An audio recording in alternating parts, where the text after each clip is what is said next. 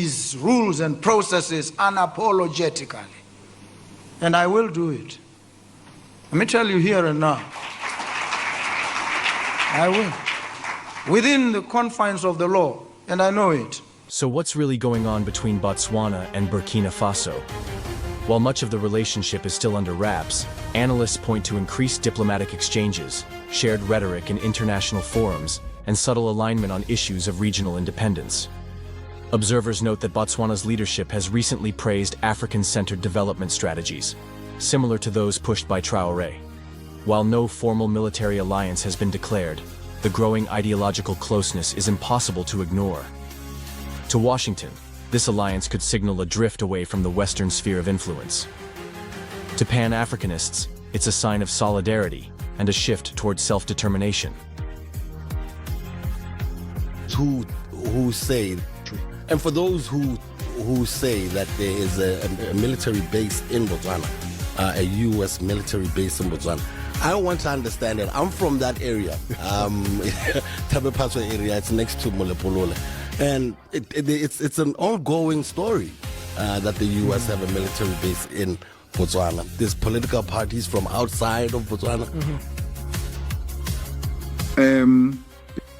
You know, this thing of territorial threats, we know them here.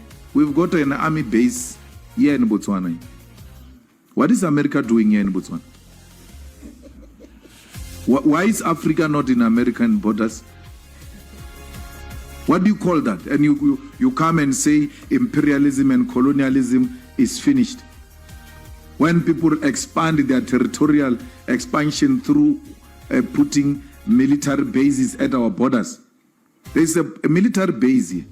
A study has been conducted that a fighter jet that moves from that army base to the Union building will not take less than 2 minutes to bomb the Union building. If a war is declared with America, America does not have to assemble any resource from Washington or anywhere else to come here. They are already here. What do you call that? It's democracy. It's free world. We must celebrate that and say, no, imperialism is no longer there. It's in our head. You know, people have been prohibited now from coming to Botswana because of talking about the story a lot. So I'm going to ask you, General, is there a military base, U.S. military base in Botswana? Hopefully I can put all this to rest. Yes, sir. No, there is not. Okay. You know, but we are deepening our partnership through our activities together. Yes, sir. Now, whether it's engagements like the Chiefs of Defense Conference here, or whether it be us working together in exercises. This is the question that we must pose. Is it a relationship of equals? Is it a relationship that is mutually beneficial? An exchange of information, security cooperation, some equipment, maybe C-130 type aircraft being transitioned over, but not a base. Okay. Not a base. We say this not because Africa does not want friends. Africa wants friends, but Africa desires friends who are collaborating from a standpoint of equality, not from a standpoint of domination. Because if you are dominated, even if you are told you are free, your freedom is undermined in very different ways. If you are not in control of your security, then your security can be compromised. If you share your security intelligence with people who are not beholden to you, you are not safe because that intelligence can be manipulated to your detriment. If you are controlled in the name of collaboration through a system whose details you do not understand, it means that you are susceptible to being destroyed at the fall of a penny. And that is something that the continent of Africa, those who are under the tutelage of America through AFRICOM, must begin to interrogate. And it is not lost on me that voices are beginning to rise, which voices are saying the time is now for us to enjoy freedom so that we can renegotiate our collaboration, so that we can rethink our engagement, so that we can have an engagement of equals, not an engagement that is defined by inequality and sometimes contempt. About security and insurgency and control, and at the same time we are talking about independence. What kind of independence do we enjoy when your military and when your activities, particularly of a security nature, are being guided from outside? Africa is at a turning point. From the streets of Ouagadougou to the halls of power in Gaborone, a quiet revolution is reshaping the continent's future, and the world is watching. Today, we look beyond the headlines and into the growing alliance between Botswana's president and Burkina Faso's captain, Ibrahim Traore, a bond that's sparking tension in Washington and raising critical questions. Does the U.S. have a military base in Botswana? And if so, would the country's shifting loyalties lead to its closure? This isn't just about military strategy. It's about Africa's sovereignty. It's about reclaiming control, building unity, and breaking free from the shadow of colonial legacies. Stay with us as we trace the roots of this rising resistance, explore what's fact and what's fiction, and uncover what this bold new direction could mean for Africa's future. Botswana has long been one of Africa's most stable democracies, often celebrated for its peaceful transitions of power and sound economic policies. Its presidents have traditionally embraced cooperation with the West, maintaining strong ties with the U.S., the UK, and international institutions. But under the current administration, there's a noticeable shift in tone.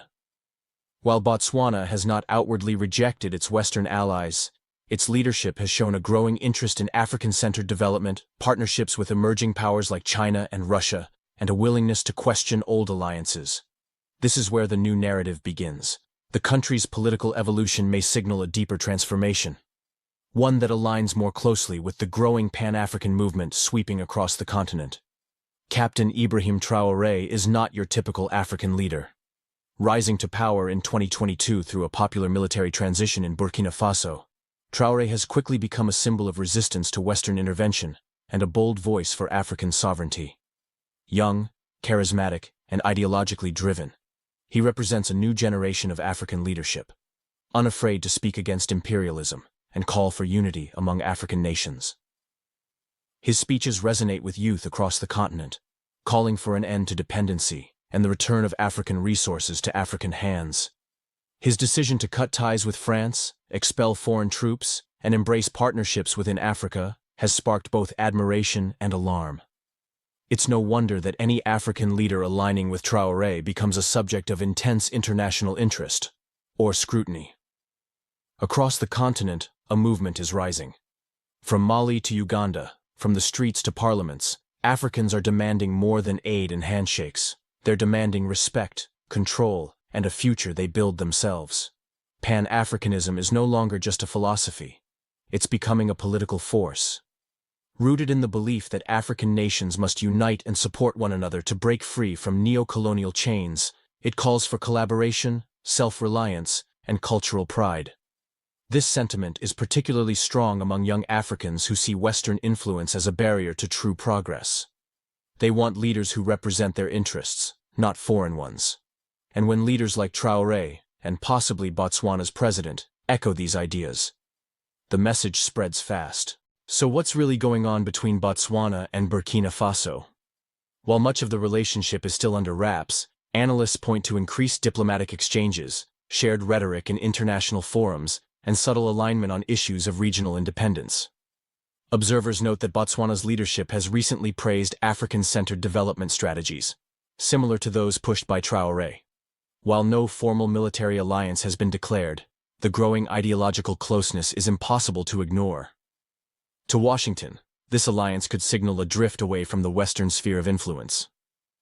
To Pan-Africanists, it's a sign of solidarity and a shift towards self-determination. Here's the million-dollar question. Does the U.S. actually have a military base in Botswana? Officially, no permanent U.S. base has been declared in Botswana.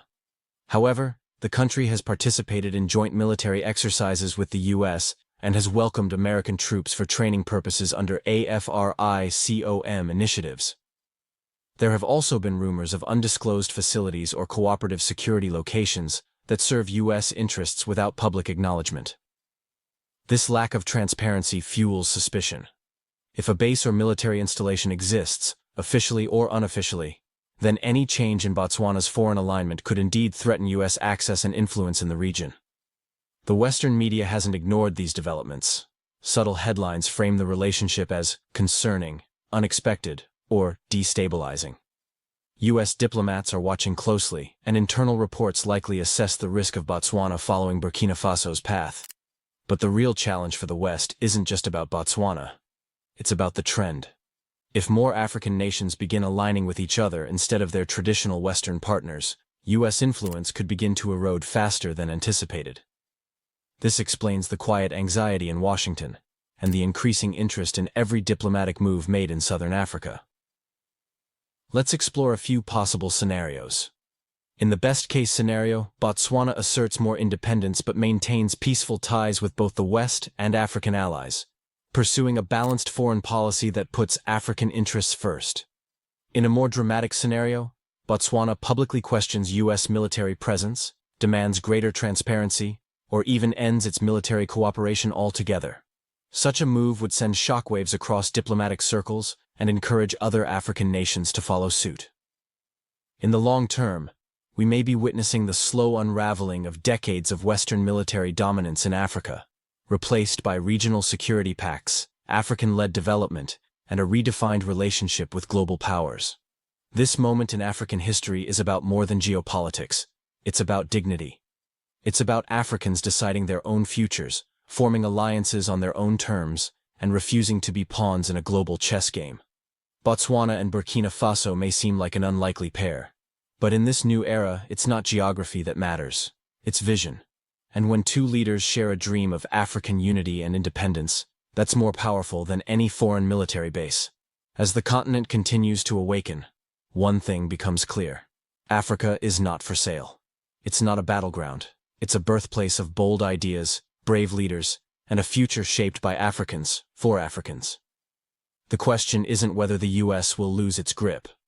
The question is whether Africa is ready to fully take the wheel.